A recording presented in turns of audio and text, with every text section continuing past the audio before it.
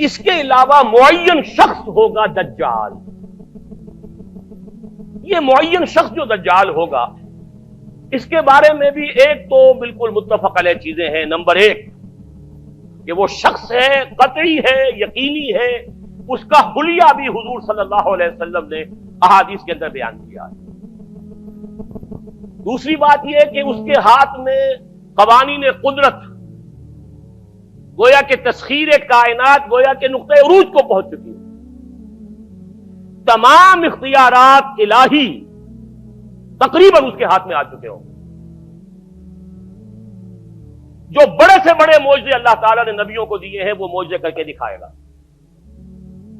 وہ مردہ کو زندہ کرے گا، مردہ لوگوں کی افواہوں کو لے کر آئے گا، ان کی روحوں کو، اگرچہ جھوٹی روحیں ہوں گی، وہ شیاطین جن ہوں گے جو ان کا بھیس بدل کر آئیں گے، لیکن یہ کہ وہ لوگوں سے کلام کریں گی. یہ اسپرچولیزم جو اپنی انتہا کو پہنچا ہوا ہے یورپ میں اور مغرب میں، یہ در حقیقت اسی کا ایک مظہر ہے.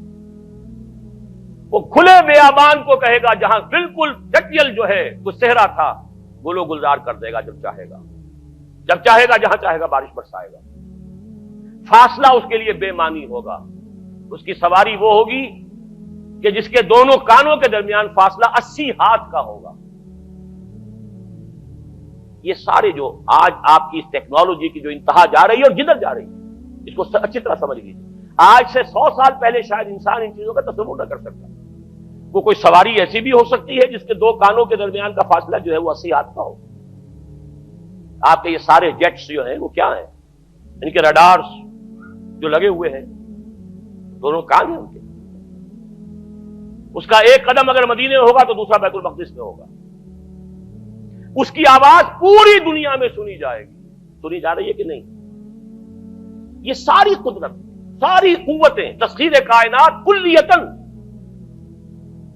ایک آدمی کو چیر کر دو ٹکڑے کرے گا، دونوں ٹکڑوں کو علیحدہ کرے گا، ان کے درمیان چلے گا اور پھر ان دونوں کو جوڑے گا اور کھڑا کر دے گا. احادیث میں ساری موجود ہے. سرجری جدھر جا رہی ہے کوئی عجب نہیں کہ وہاں تک آدمی پہنچ جائے. فریز کر کے تو یہ معاملہ اب ہو ہی سکتا ہے، لیکن یہ کہ ابھی اگلا اور قدم کیا ہوگا کچھ نہیں کہہ سکتے. یہ چیزیں تو ہیں متفق علیہ.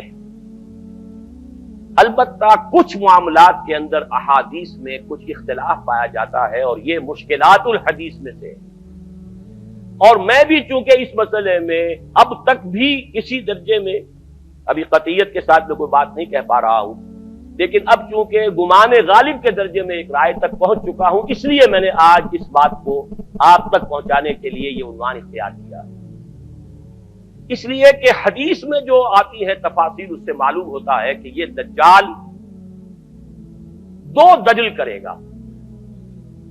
یا تو وہ دو دجل کرنے والے دو دجال علیحدہ ہیں، یا یہ دونوں دجل کرنے والا شخص ایک ہی ہے. بس یہ مسئلہ ہے کہ جو آج تک مجھ سے حل نہیں ہوا تھا، اب تک کہنا چاہیے آج تک نہیں. اور یہ اس میں علماء سے بھی گفتگو ہوئی ہے، اور جن لوگوں نے اس مفہوم موضوعات پر اپنا وقت لگایا ہے ان سے بھی گفتگویں ہوئی ہیں، تو وہ بھی اس مسئلے کو حل کرنے سے تاحال قاصر رہے.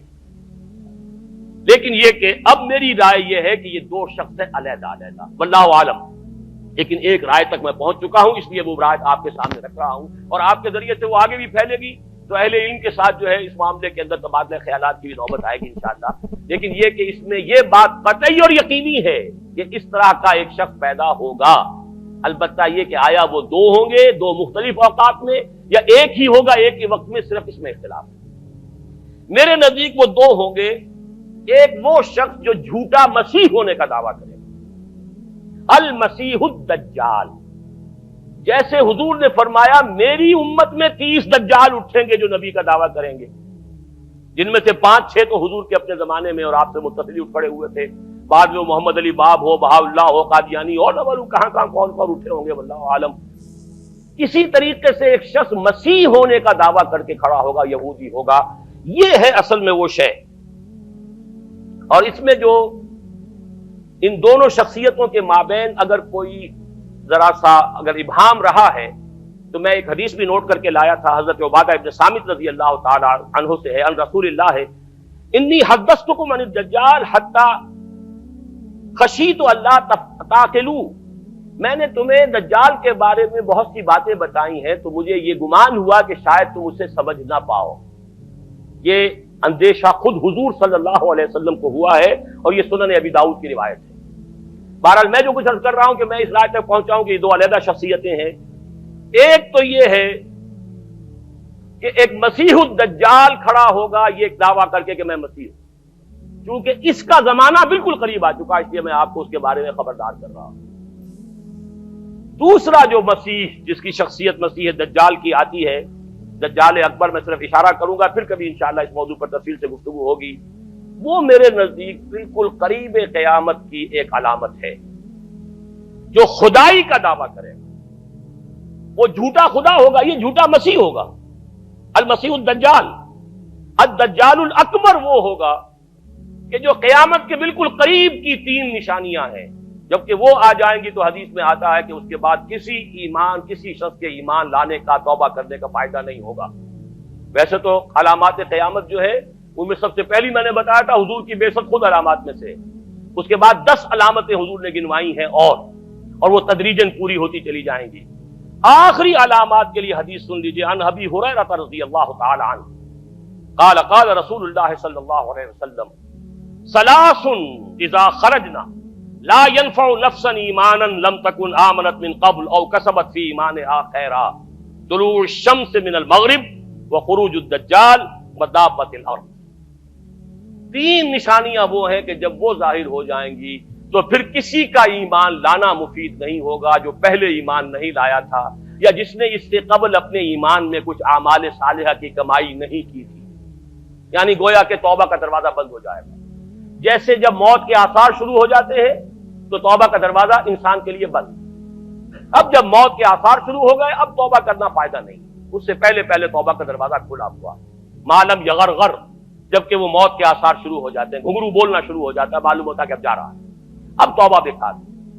اسی طریقے سے پوری نوع انسانی کے لیے توبہ کا دروازہ بند ہوگا ایک وقت میں آ کر کہ اب کسی کے لیے توبہ نہیں، ایمان نہیں، اور اس کے لیے 3 علامتیں بیان ہوئی ہیں، یہ بھی مسلم شریف کی روایت ہے۔ آپ نے فرمایا 3 چیزیں وہ ہیں کہ جب وہ ظاہر ہو گئیں تو پھر کسی کا ایمان لانا جو اس سے پہلے ایمان نہیں لایا تھا، اور اپنے ایمان میں اس نے کچھ اعمال صالحہ کی کمائی نہیں کی تھی، اب قتل مفید نہیں ہوگا اس کے لیے ایمان لانا۔ وہ 3 نشانیاں ہیں، طلوع الشمس من المغرب، سورج مغرب سے طلوع ہوگا، نظام شمسی میں کوئی اختلال ایسا ہوگا کہ جس سے سورج بجائے مغرب سے نکلے گا، وہ خروج الدجال ودابۃ الارض، ایک زمین سے کوئی چوپایا برآمد ہوگا، بعض احادیث میں آتا ہے کہ مروہ کے قریب سے وہ برآمد ہوگا جو گفتگو کرے گا انسانوں سے، یہ بالکل خرق عادت، یعنی وہ چیزیں کہ جن کا کوئی تعلق اب اسباب جو ہے دنیا کے ان سے کوئی تعلق نہیں ہے، کوئی فزیکل لا سے تعلق نہیں ہے، وہ بالکل معجزے ہوں گے، خرق عادت ہوگا۔